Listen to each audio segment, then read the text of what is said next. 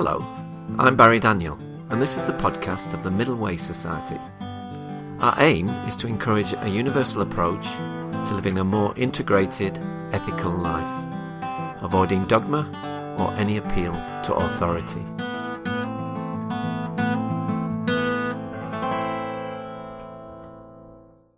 My guest today is Nina Davies, who's recently joined the Society. She's going to talk about her experience of Buddhism, her work in adult social care, doing VSO in Malawi, how feminism is really important in her life, her family, how she joined the Society, and what the Middle Way means to her. Hello, Nina. Welcome to the MWS Podcast. Hello, Barry. Okay, now you grew up in Singapore, Nina. Can you start by telling us something about that? Yes, I spent the last 2 years of my schooling in Singapore, which it very much feels as if I grew up there. They were very important years to me. And I went to a United World College in Singapore, and it was a very nurturing and very formative experience where I began to form ideas about international understanding and to be very interested in people from different backgrounds, cultures, and that led me on to want to study anthropology at university, social anthropology. Okay, and that's when you were first exposed to Buddhism, is that right? Yes, that's right, definitely. Yes, I was. I knew something about Buddhism from school, as a primary school, as a young child. But when I went to Singapore, I was able to come into contact with the blend of Taoism and Buddhism that existed very much in Singapore, and the different ways in which the different Buddhist communities worshipped and understood Buddhism. Okay, and was that a big influence on you? It certainly was. I had part of my schooling was philosophy, and I can remember a Buddhist nun coming to the school to talk to us, and I suppose at that age I was very impressed with how she appeared to have all the answers, whereas people from different religions like Christianity and Islam didn't have all the answers. And I think I came later on to become very suspicious of her having all the answers, actually. But certainly as a teenager, it very much impressed me. Okay, and then when did you come back to the UK? Well, I came to university. I came to the University of Sussex and studied social anthropology in the School of African and Asian Studies. And that was, as you said, the choice for that was very much influenced by... Yeah, by my experience in Singapore, very much so. It's a very mixed society, as well as attending a school with 40 different nationalities. It was also a very, very mixed city to live in, and I was fascinated by the cultural difference and the expression of that difference, and that's why I studied anthropology. And then when you left university, what did you do? I became an English teacher. All right. I taught English as a foreign language. Me too. Robert Ellis as well. He was a TEFL teacher. Was he? Yeah. So yes, that's obviously very important to anyone to. So I did that for a little while before I got my first job in social care. Why did you move into social care, do you think? Well, it was coming back to the UK and wondering what to do, really. So it was falling into it to some extent. Yeah. But it was a transference of my skills. I was able to initially teach on an education program for people with enduring mental health issues, and later I did group work in a drug and alcohol rehab, so it was really, and that was, both experiences were fascinating, and I learned a huge amount in that time about, I suppose, that there's always a cause for illness, and there's always a cause for addiction, and it's never as simple as to say it's a disease. It's never as simple as to say it's an illness. Yeah. So that it was very, very important to me, and I have gone on working in adult social care through the rest of my career, and together with housing as well. So homelessness, working in the front line of homelessness for much of the time, has brought me into contact with some very interesting people with very interesting backgrounds, and who have experienced the most tremendous amount of suffering in their lives. Was it from an early age that you were drawn to a more vocational type of work? Or was it... I guess so. I guess I was. I suppose I always wanted to be a teacher, but I think the national curriculum came in when I was at university, which precluded me at that point in time from being a teacher, because obviously anthropology wasn't on the teaching list or on the national curriculum list. I believe I could teach religious studies or citizenship if I wanted to at this point, but. In a way, I feel very fortunate that I didn't do that, and that I was forced to think a little bit more deeply about what I wanted to do. And certainly, when I had the chance or the opportunity to work in a drug and alcohol rehab, it very much became a passion for me. Yeah. And I was fascinated, and I wanted to learn as much as I could from these people that I felt it was my privilege to be able to work with, and it still inspires me, being in the position to watch people change, and it's real change. It's real and meaningful change. It's not small change. It's quite radical change, and I don't work in that field anymore because it is very all-consuming, but I continue to work with people, and love working with people, and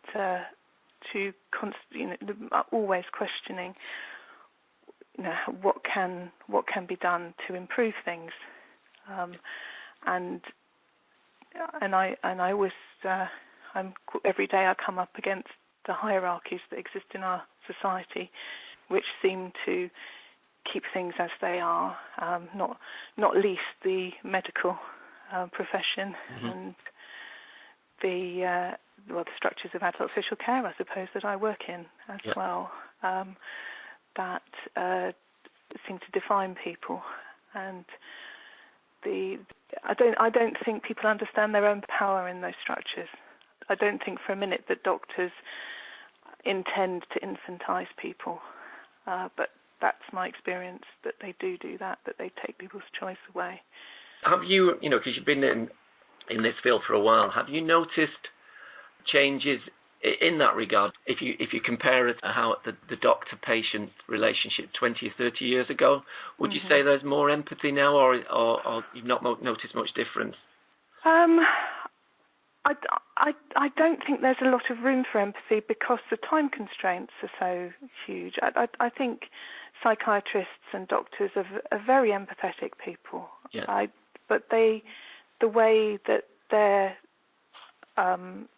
workplace, I suppose, their hierarchies are structured, they have so little time with their patients that I don't think that they're able to make very person-centered decisions.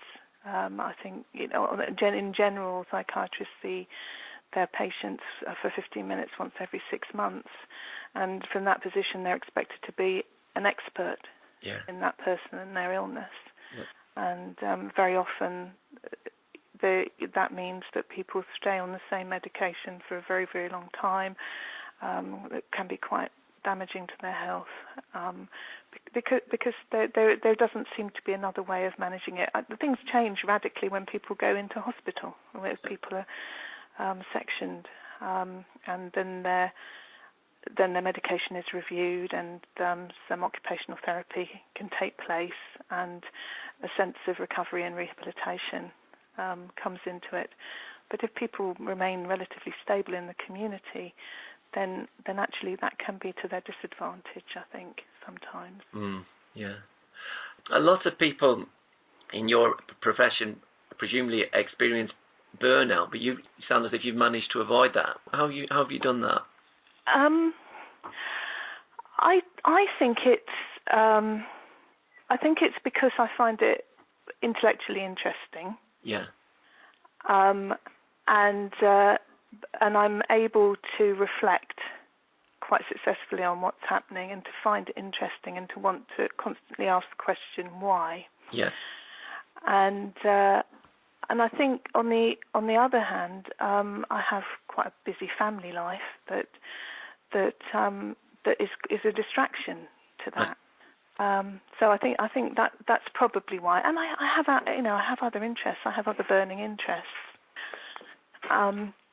and which really helps, I think, me to keep my work in perspective, really. And with all the cuts and the time constraints that are a consequence of that, has it affected your motivation in a way, in the sense of feeling that you're making a difference in your job? I guess it does, yes. I think that we definitely feel the funding constraints every single day, and I know that less people are being funded, and the people that were perhaps being funded for adult social care 5 years ago aren't being funded now. They really have to be quite critical, in the sense that they, will come to harm within days. I think that's how they define critical. So in that sense, the preventative work that I suppose it seems most meaningful to me isn't being done. It's all responsive work, responding to crises. So yes, in that sense, yes. But on the other hand, it has enabled me to realise that actually I need, what the work that I need to do is with people on the front line, and I've been in a sort of supervisory role, so one step away for a few years now, and that it does feel quite ineffective on that level, because you can fund less people and you can do less work, I suppose, or you can do a lot of admin, but nothing that feels particularly meaningful. So it's inspired me to find a job on the front line again and to actually work directly with people. Oh, that's great. But just going back to your personal life a bit, Nina. Yeah. You became involved in the FWBO Buddhist organisation, now called Triatna, in the 1990s. How did you get involved with that, and how did that go? How did that pan out? My first contact was on a retreat in Scotland, which was a hill walking retreat, and it was fantastic to learn to meditate.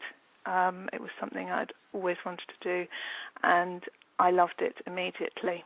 I loved it was like falling in love as an experience. I enjoyed it, and I was fascinated by it.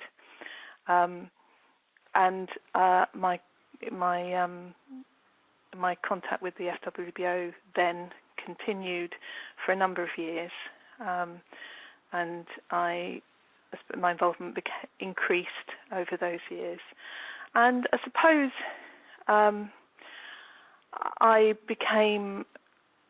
it became quite painful for me to be part of the organisation in the end, partly because I wanted to have a family, and at that time there didn't seem to be a place for families within the FWBO, and secondly because I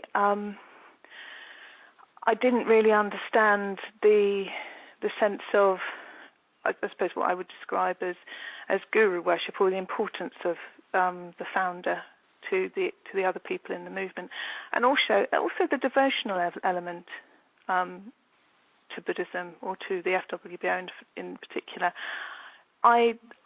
I couldn't connect with that as an idea. Yeah. I suppose I sort of came to the conclusion that really wasn't my path at all. I didn't have that kind of devotion either to the founder of the movement, or I didn't find that a helpful practice in Buddhism either.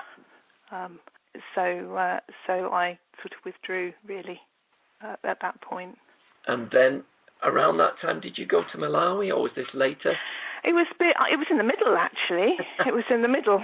I had just over a year in Malawi, I think, and much of that was on my own.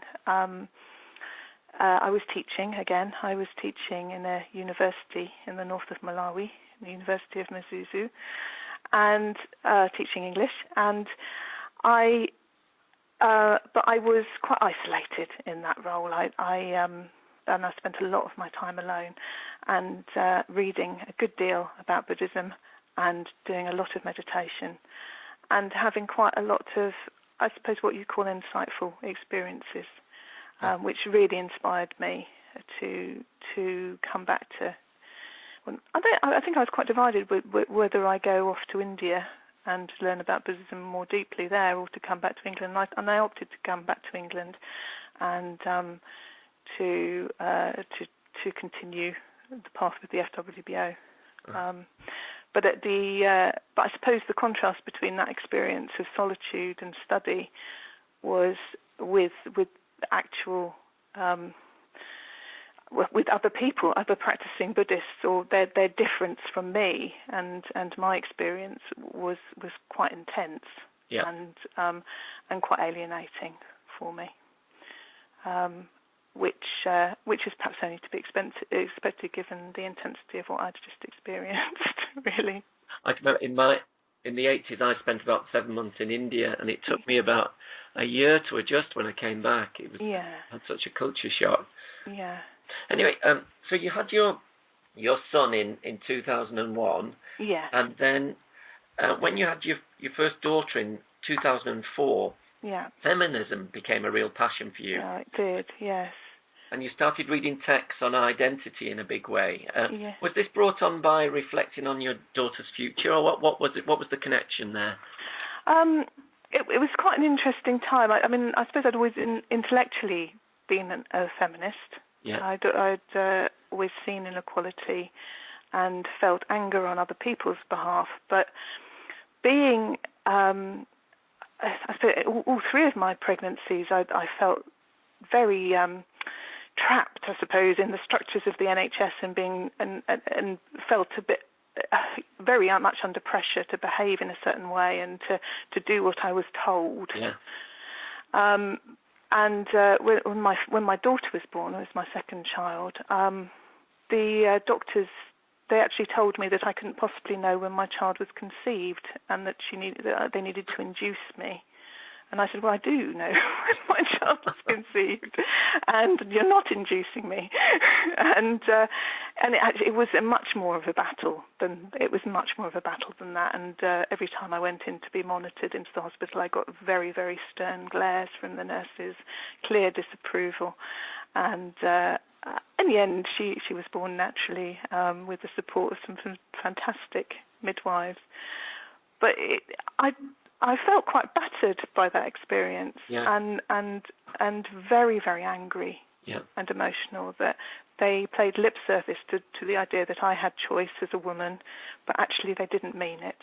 Yeah. They were very disapproving, and they wanted me to do what the doctor wanted me to do. And it was a watershed moment for me, and I sort of made a vow to her, really, that I would fight for her. Uh-huh.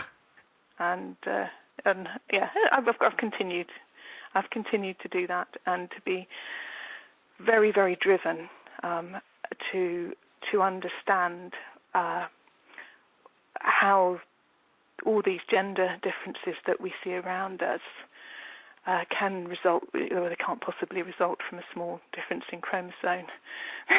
They have to result from almighty social structures that divide us.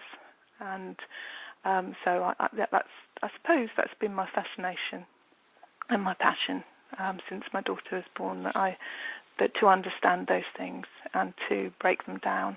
Okay, and then you said that you read these texts and you focused on Lacanian Psychoanalysis, the French feminists, Judith Butler, Yeah. Donna Harraway in particular. Yeah. You said all these writers fit very well with the middle way. What is your understanding of the middle way, and how you feel these writers resonate with that understanding? Well, I think what they're trying to achieve is a clearer way of understanding the experience of being a woman. Yeah. And it's not as simple as that men are out to get us. Clearly, that's not the case. Uh-huh. And all those writers, going way back actually, from Simone de Beauvoir forward, have sought to understand the structures that divide men and women. Yeah. And Lacan saw this difference in language, I suppose particularly coming from French, where everything is elle or il. Everything, the whole world is divided into male and female, and that there's this binary construction, and of course from there comes the whole idea of the other and difference, and the French feminists all developed on Lacan's idea, and that fundamentally, that for him, the Oedipus complex begins in language. It isn't. That's what divides the child. That is the experience that is defining. Okay. So it's that division in language that's very, very important. And what Donna Harraway, what she does is she says, well, actually, we can't really escape this stuff, can we? But we need to find a way of escaping it. And she called on her experience of techno-science and science, and I suppose science fiction as well, and said, well, actually, we can sidestep Oedipus, we can sidestep religious tradition, we can sidestep the history of the world if we become cyborgs. Okay. If we see ourselves as cyborgs. So that's a very inspiring image, I think. And by cyborgs, could you just expand on that? Well, what she's saying is that we're in this world of the internet and computers and machines. We're all part machine. We communicate through machine. We're all implicated in that kind of those processes, yeah. And the machines don't have the same gender experiences. It is possible to escape our past if we somehow take on the persona of techno-science. Oh. And it's a sort of an inspirational image, I suppose, and a way of trying imaginatively to see a future where we don't have to be hindered by the past.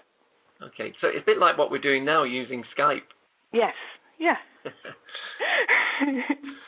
Okay, so what was it, Nina, that attracted you to the Middle Way Society? I think it's the combination of feeling that there has to be a way of changing the world for the better, and understanding that can't be an entirely political movement. Mm-hmm. I think that politics generally is quite divisive, it seems to be unavoidably divisive, and I think the only way to avoid that is by using the middle way, really, of trying to understand things as they really are, rather than swinging to extremes. Okay. And understanding people's motivations. Yeah. And understanding that whatever camp you're in, you're neither all good nor all bad. It's just that your set of experiences have brought you to a particular conclusion, and to be really able to reflect and to come to a decision about what ethically is important, that for myself really. And particularly recently, what's been important is and I suppose what inspired me to join the society is understanding what's useful to me and what isn't useful to me. Okay. And I think that the middle way is really important, to be able to shed the things that I don't need anymore, the things that can be helpful to take me forward. So you have a belief then in moral progress in that sense?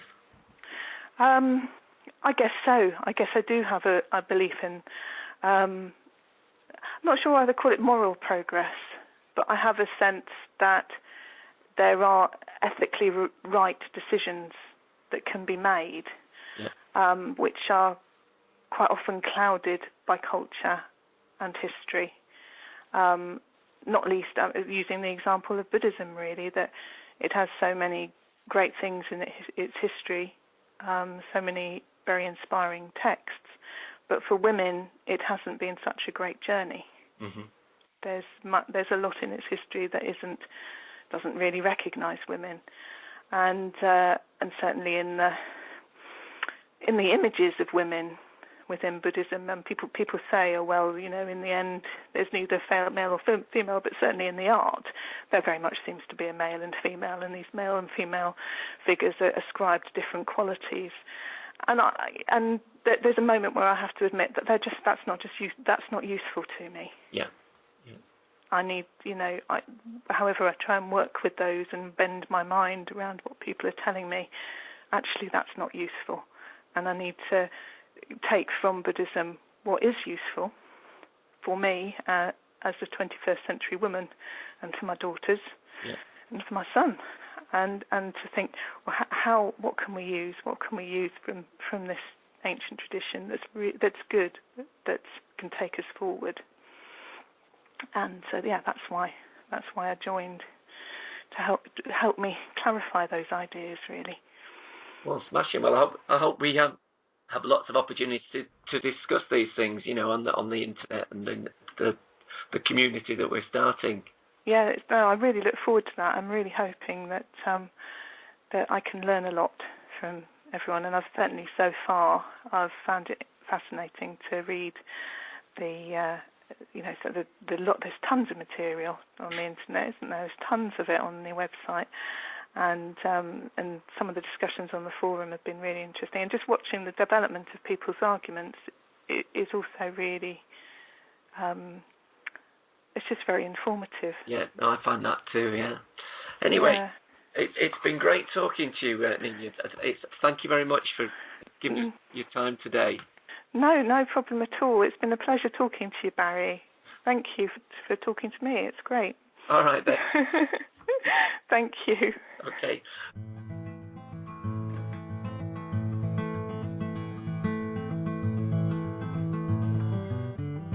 You can find out more about middle way philosophy at www.middlewaysociety.org.